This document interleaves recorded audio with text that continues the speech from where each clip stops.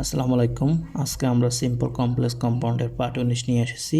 আমাদের এই পার্ট 19 সবচেয়ে বেশি ইম্পর্টেন্ট, যেটা পরীক্ষায় আসে, বিশেষ করে নবম দশম শ্রেণী এবং ইন্টারমিডিয়েটের ছাত্রছাত্রীদের জন্য বেশি হেল্পফুল হবে আমার ভিডিওগুলো।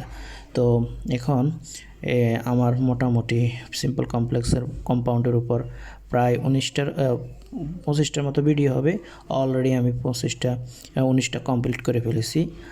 ঠিক আছে, এখন প্রত্যেকটা ভিডিও কিন্তু আপনার এক একটা টপিক বা এক একটা গুরুত্বপূর্ণ ইনফরমেশন দেয়া। ঠিক আছে, তো আমরা এখন এটাকে যদি সলভ করতে যাই, আমরা রিলেটিভ প্রনাউন এবং রিলেটিভ অ্যাডভার্বটা কীটা বুঝবো আগে।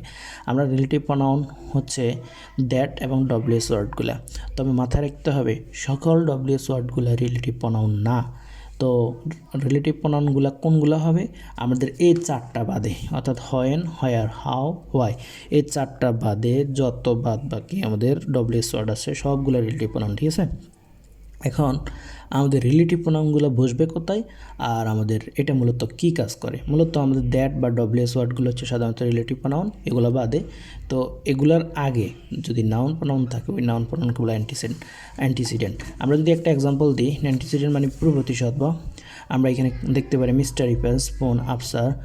মিস্টার ইফাজ স্পুন করলো আফসারকে, হু ওয়ার্কস ইন মিরপুর, যে মিরপুরে কাজ করে।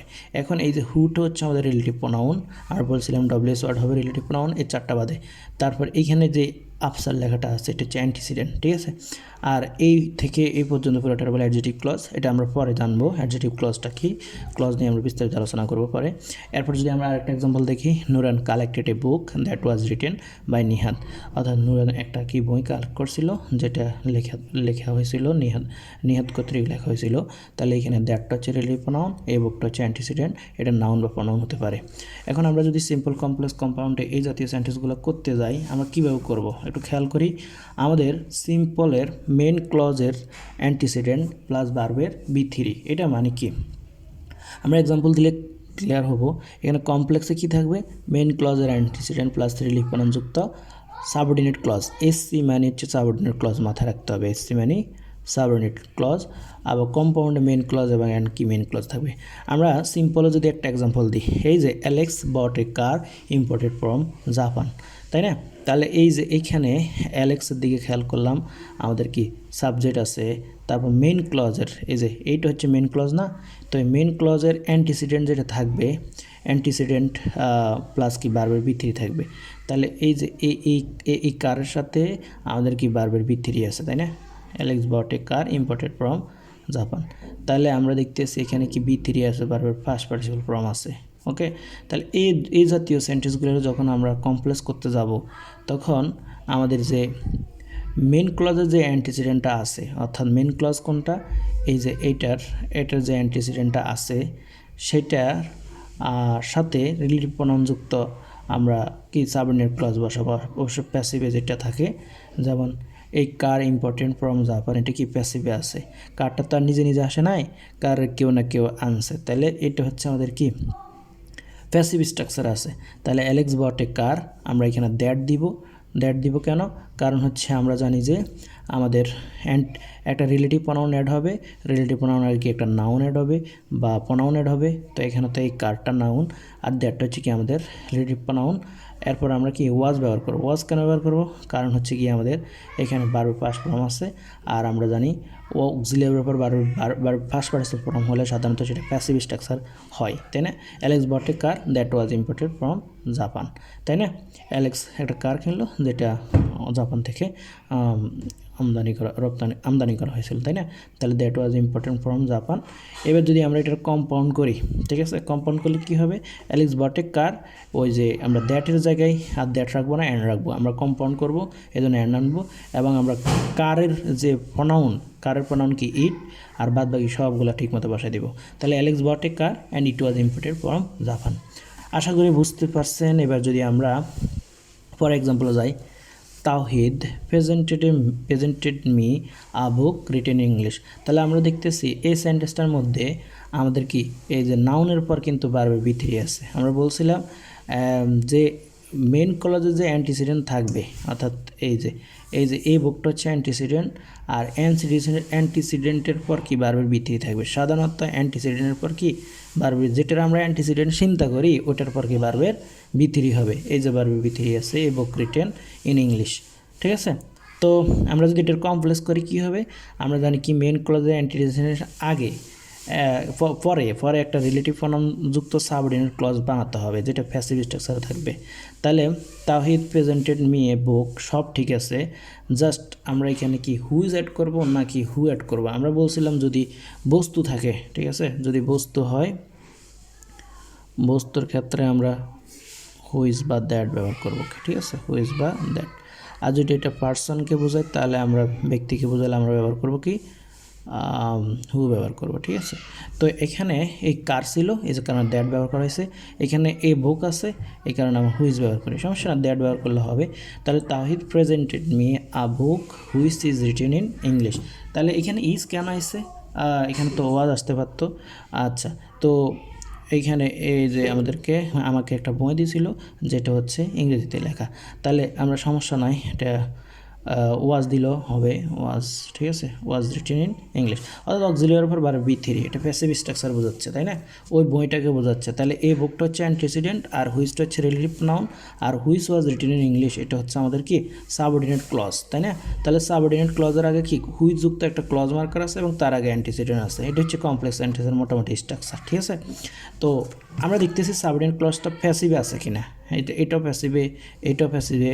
এই যে that was imported from Japan, তারপর হচ্ছে which was written in English, ঠিক আছে। তাহলে এখন যদি কম্পাউন্ড করি, কম্পাউন্ড আর কিছু না, আমরা হুইচটা বাদ দিয়ে অ্যান্ড বসা দিব, এটাই সোজা কথা। আর সহজ কথা, এখানে অ্যান্ড বসালাম, আবার এই বুকের প্রনাউন কি ইট, আর ইজ বসাবো বা ওয়াজ বসাবো, সমস্যা নাই, ইট ইজ রিটেন বা ওয়াজ রিটেন, অর্থাৎ লেখা হয়েছিল বা লেখা হয়, ঠিক আছে। তাহলে ওয়াজ দিলে সবচেয়ে সুইটেবল মনে হয়, it was written in English, okay. তারপর যদি আমরা আরও কয়েকটা এক্সাম্পল প্র্যাকটিস করি, he saw a house built of wood, সে একটা ঘর দেখলো যেটা কি দ্বারা নির্মিত, আমাদের কাঠ দ্বারা নির্মিত। তাহলে এই যে এই হাউসের পর কি আছে, ভার্বের ফার্স্ট পার্টিসিপাল ফর্ম আছে না, আমরা বলছি যে এটা অ্যান্টিসিডেন্ট হিসেবে মনে করবো, ওটার কি ভার্বের, অর্থাৎ নাউন প্রনাউন আর কি, ওই নাউন প্রনাউনটার পর কি ভার্বের ফার্স্ট পার্টিসিপাল ফর্ম থাকবে। তো এখন এটারে যদি আমরা কমপ্লেক্স করি তাহলে কি হবে, হি স এ হাউস, ওই যে হাউসটার বর্ণনা দিতে গিয়ে এই হাউস, অর্থাৎ এই অ্যান্টিসিডেন্টার বর্ণনা থেকে গিয়ে আমরা হুইচ ব্যবহার করব।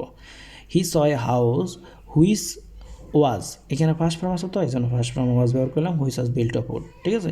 অর্থাৎ এইটা যদি আমরা দেখি, এই হাউসের পর অক্সিলিয়ারি ভার্ব আছে, তার বি3 আছে, আর হাউসটা তো নিজে নিজে হয় না, কেউ তৈরি করে, তাহলে এটা প্যাসিভ স্ট্রাকচার। তাহলে হুইচ ওয়াজ বিল্ট অফ কি উড। এবার কম্পাউন্ড করব, জাস্ট হুইচটা বাদ দিব এবং হাউসের প্রনাউনটা নিয়ে আসবো ইট, তারপর বাদ বাকি সব একই। এবার হচ্ছে the repair the road damage by rain, অর্থাৎ এইখানে তারা মেরামত করলো কি, ওই যে বৃষ্টির দ্বারা ক্ষতিগ্রস্ত রোডটাকে, হ্যাঁ। তাহলে রোড কি নিজে নিজে ক্ষতিগ্রস্ত হয়েছে না, এই যে এখানে দি রোড ভার্বের বি3 আছে, অর্থাৎ আমরা দেখতেছি নাউন বা অ্যান্টিসিডেন্টের পর ভার্বের বি3 থাকবে।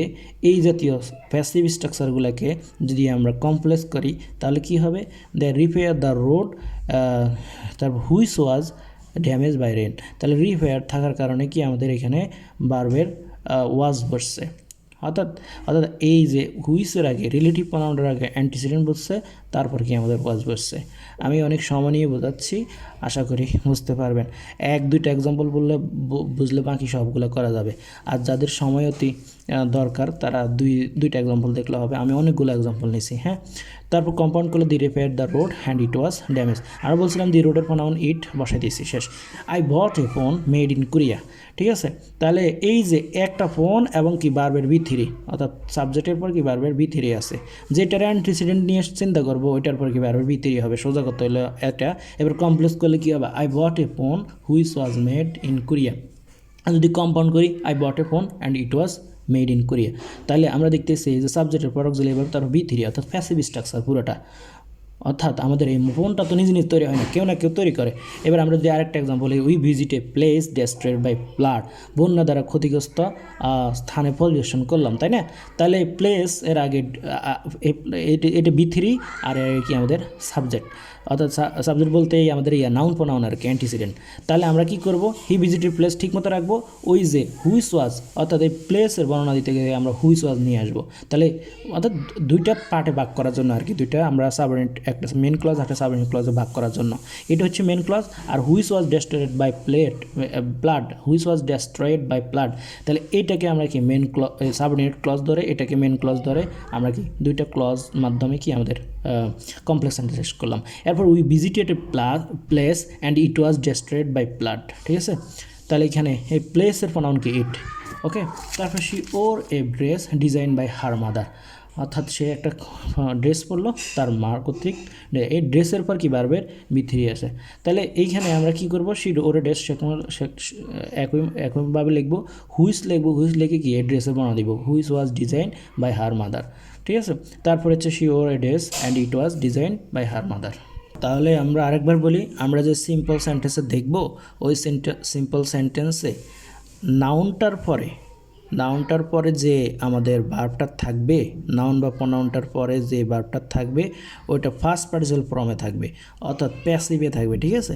তো এই ধরনের সেন্টেন্সগুলোকে যখন আমরা কমপ্লেক্স করতে যাব তখন একটা রিলেটিভ প্রনাউন অ্যাড করব, রিলেটিভ প্রনাউনের আগে নাউনটা বা অ্যান্টিসিডেন্টটা অ্যাড করব, পরে আমরা কি করব, ওই রিলেটিভ প্রনাউন যদি হুইচ ব্যবহার করি, বস্তু বুঝাইলে হুইচ বা দ্যাট ব্যবহার করব, আর ব্যক্তি বুঝাইলে আমরা কী ব্যবহার করব, হু ব্যবহার করব।